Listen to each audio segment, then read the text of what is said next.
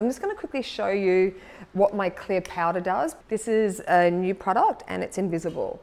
And what I love about this, you can use this on the darkest of skins to the palest of skins, and it's undetectable to a camera lens. So HD cameras can't pick this up. And I just thought she has a beautiful natural shine. So I just want to show you how it works.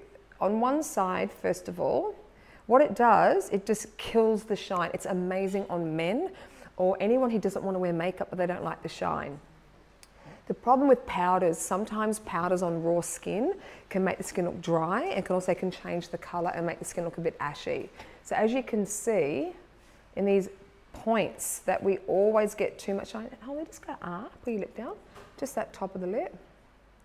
And if you have a look already, that sheen has gone down in that area. And you can do what I call reverse highlighting. What I mean, keep that natural sheen. I'll do the other side as well, so you can see what that does. So I don't use this at all to set.